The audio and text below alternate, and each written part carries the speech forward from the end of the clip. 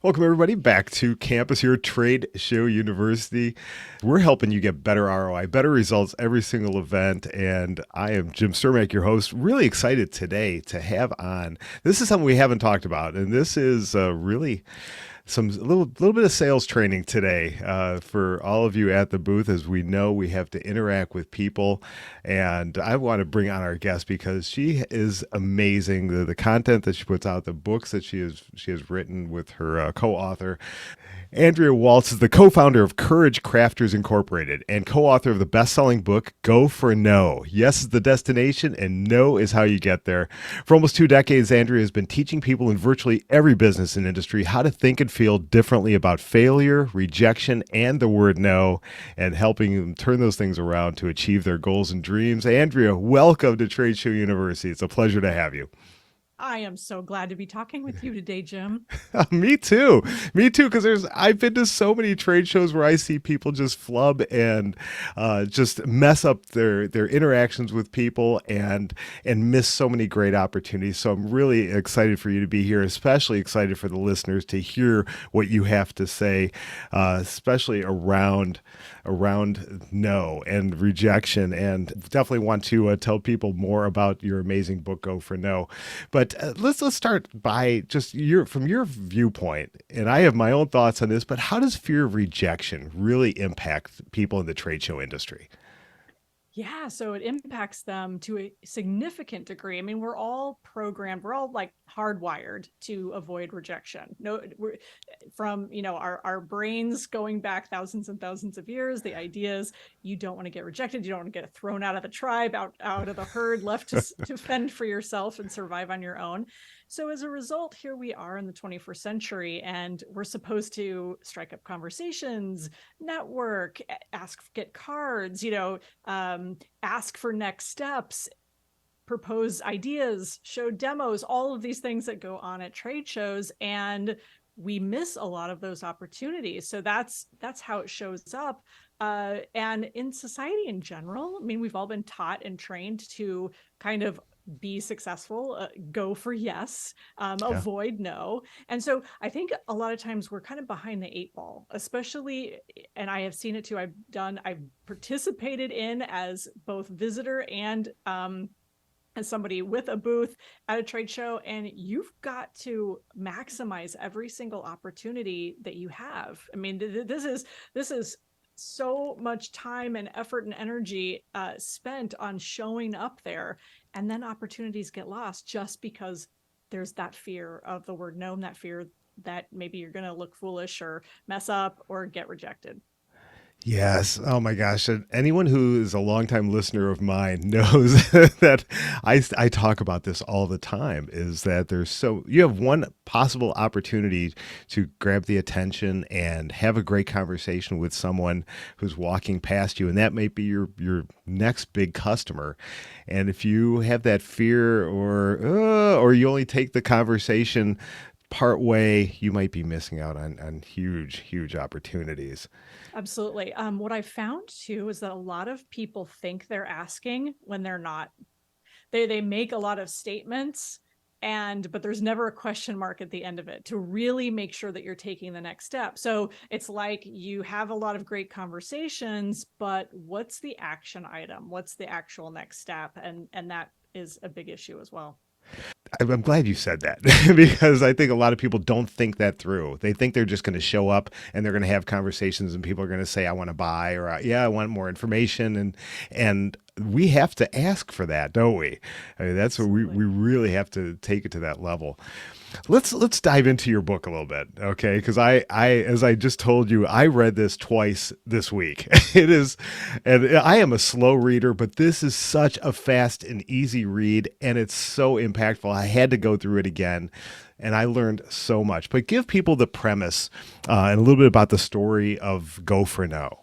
Sure. So, and I know the title sounds really bad to some people who are in sales, like go for no. Why would you want to go for no? Everybody wants to go for yes. It sounds horrible. And we have created a little bit of a marketing challenge for ourselves, but the subtitle is really important. And that is yes is the destination, no is how you get there. And so the book is a very short fable. It's a story about a guy who's a pretty typical average copier salesman. And we chose that specifically because we wanted people to be able to kind of put themselves in the main character's shoes. Mhm. So he goes to bed one night, average night. He wakes up the next morning and he is in a house, this gorgeous house.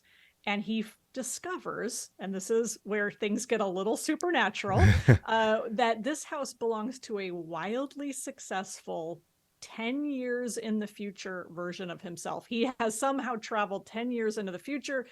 He's in a house that is owned by this other version of him who is super successful. And he actually meets the other version of him. And together in the book, they kind of go on this little journey of figuring out where did their paths diverge? Like, how did this Yeah. version of him become so successful? What was the secret? And of course, we learned that the secret was go for no. And what that means is that you intentionally increase the number of no's you get. You intentionally increase what we call your failure rate, which sounds, I know, again, people freak out. They're like, oh no, I don't want to fail. And what we mean by that is just where you are willing to hear no as opposed to giving yourself the no. You're willing to let the customer, the prospect tell you no. And that the more you put yourself in opportunities to do that, the more the opportunities for yeses come. And so in this fable, this main character has to go on this journey. And in the end, he realizes that in order for this future version of himself to even exist, to come about, he's gotta start doing this himself. And we transport him back, kind of, again, little supernatural twist at the end. And the reason we wrote this story in kind of this fable format is just to get kind of the emotional, have people have an emotional reaction, have them really see themselves in that main character, so that when they finish the book, they say, I can do that too. I can be willing to go for no in those moments that I'm second guessing myself. Should I ask? Should I say this? Should I invite this person? Should I take the next step? It's yes, because the worst that you're going to hear is no, but look at all the opportunity. And so that's the whole piece of the book. And there's all kinds of nuances, of course, little things that I'm sure we can get into. Yes. Oh, yes. There we go. Saying yes. But it's for everyone listening. I hope that the wheels are spinning and oh my gosh, what could this do for me? This is at a trade show, that your people are walking past. You might have opportunity to literally talk to over 1,000 people over the course of a couple days. And how many do we not talk to? Because of whatever reason. It might be Yes, fears. It might yes. be, oh, that person, oh, he's from that big company. I don't want to talk to him. And that's And why, Jim, yeah, I have to tell you too. yeah.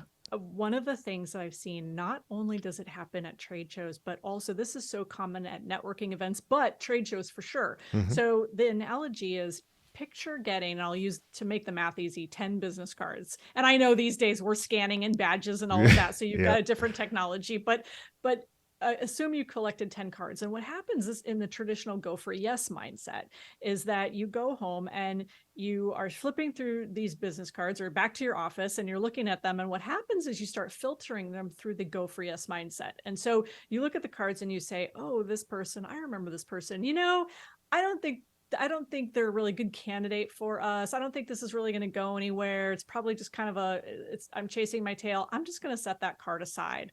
And then you pick up the next card and you look at that name and that company and you go like, I don't know, probably just not worth my time. Probably just going to say no. And you set that aside. And what happens is, by the time you filter down the 10 cards, you probably have got 3 or 4 left.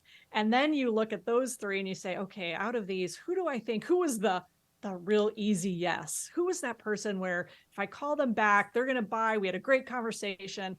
And now you've whittled the 10 opportunities down to 1. And you extrapolate these numbers, right? You whittle down Yeah. 100 opportunities to 10, or 1,000 opportunities, right, to, again, a handful. And so with the go for no philosophy, with the strategy is, don't make assumptions or prejudge based on your short time with people, right? We typically don't have a long time with people at these events.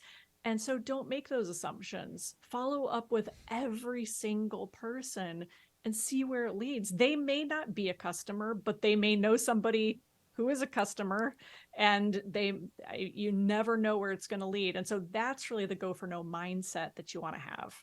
So good. Oh, and if you could take the listeners through the thing that really impacted me was right at the very beginning of the book, and it was that when the main character went 3 for 3, and then and he just needed one more to hit that quota, and then what happened?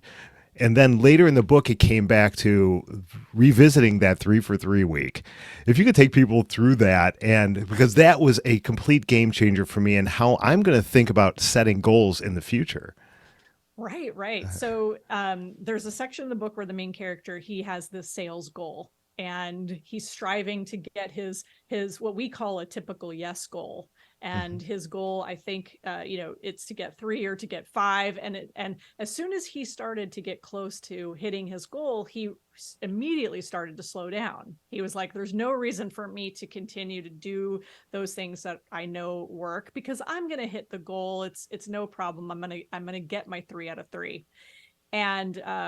And then what we share in the book is, instead of focusing on a traditional yes goal, what if you set a goal to get a certain number of no's, and let those yeses be a byproduct of that? And so what it does is it makes you focus on the behaviors necessary to be successful, which we know in business are, having conversations, getting people, asking good questions, collecting decisions, making offers, all of those things that are the things that really give us the results. And when you set a goal to get a certain number of no's, what happens is, even when you hit that yes goal, you don't stop going. You don't stop. You keep going, Yeah. so that you reach that number of no's you set. So instead of setting a goal, let's say, to get 3 yeses, what if you said, I'm going to try to get 10 no's this week? And if you had let's say you had a couple great conversations in the beginning of the week, and you got 3 yeses on Monday, like just crazy, and it was just by stroke of luck, you got your 3 yeses. Well, most people would stop, and the whole rest of the week would just be paperwork and social media and whatever else. Yeah. Whereas if you had a no goal, you'd have your 3, but you'd still have 10 no's you needed to get, which means you're still in action. You're still out there having conversations, doing your best, by the way. So I don't want people to misunderstand, like, oh, this is going to be easy. I'll just do horrible and I'll get all these no's. Of course not. So it's kind of like, we're not saying walk up to, to home plate and just purposely strike out. We're saying go up there and get more at bats, right? That the more chances you take, the more opportunities are out there. Yeah. It is so amazing, and just mind expanding when I think about this, because like you said, now every time you get a yes, now it's almost like a celebration followed by a, oh shoot, I gotta keep going now because I haven't hit my goals yet. I'm getting more and more yeses out of this. That's right.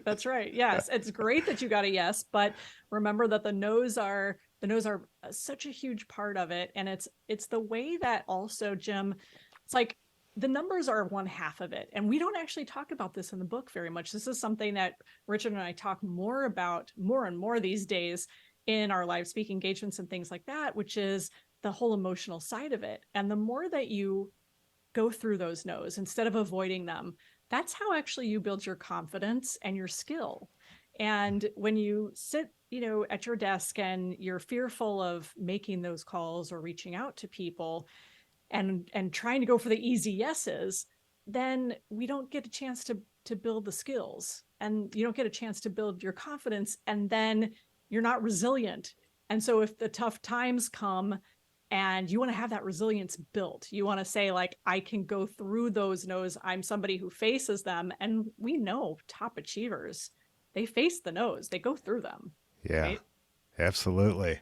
So what would you say? And I'm glad you brought that up, the whole mindset, the fear.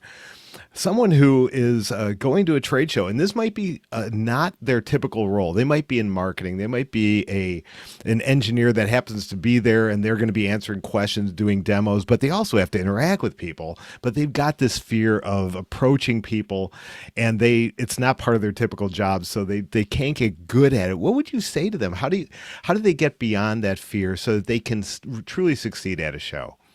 Yeah, I thank you for asking this. So important. So first of all, everybody's a little bit nervous, right? Hmm. We have, I think, oftentimes what's called the spotlight effect. We think that we're standing there in our booth and that people are like super analyzing us and paying attention to us, and what are we saying, and how do we sound, and how do we look, and all of these things. And yes, that's important, but don't make it quite as serious and dramatic. And part of this is just embracing the fact that you have to be willing, and this is going to sound scary to people too, to do those things with the fear that you cannot, there's no way to think yourself out of that feeling. It's only the action.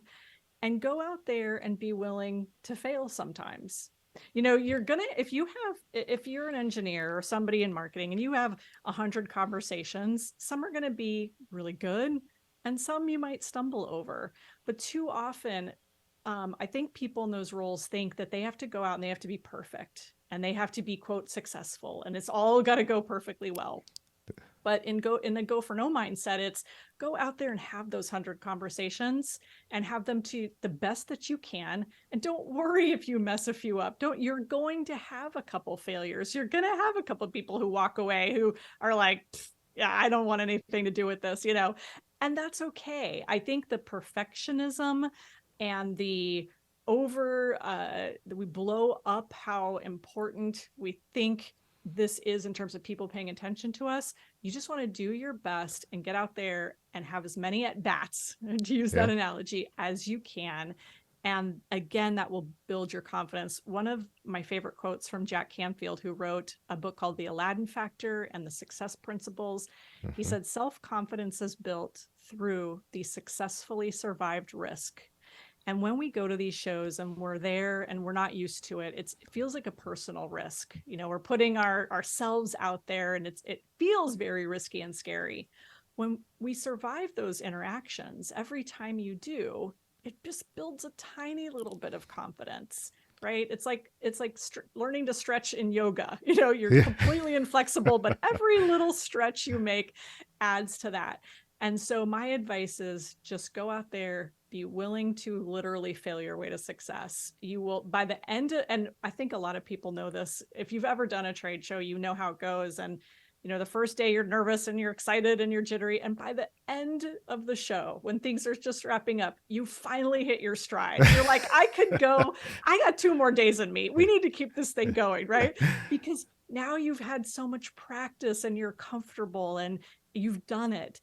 And that's just how it is. So start from the beginning and just remind yourself, you're not going to outthink this fear. Just do it scared and settle in and be okay if you flub it up, because it's going to happen. Yeah, yeah. And for me, it was getting to that rejection and going, well, that wasn't so bad. And then, Right. and what happened? I'm still here. I have more people to talk to. Okay, okay, let's try that now. Exactly. Oh my gosh, Andrew, so many great things, and I just appreciate you coming on. As we kind of wrap up, tell people what would be the top one or two things you really want them to take away from our conversation today. Yeah. So one, probably the top thing is don't make assumptions about what somebody is going to decide, what they're going to do, what they're going to spend. We tend to prejudge people because we're protecting ourselves against the no. So instead, we give ourselves the no. No, don't reach out to that person. No, don't take that chance. No, don't strike up this conversation. Instead, be willing to hear that no. That's really the big one. Maybe the second thing is that I think also for people, go for no is a life philosophy. I say this all the time. Practice it everywhere you can. Just get better at asking, get better at being willing to hear no to things. So one of the things I do is go for no challenge, and I tell people, go out and ask for crazy things. and just see that you survived and keep building that confidence and that resilience. That's great feedback and great tips for people to take away. And yeah, just get through the fear because there's so much success, so much reward on the other side. Andrea, thank you so much. This has been awesome. Now, I know you've got something on your website that you want people to go and do. You've got some sort of a quiz for people to take?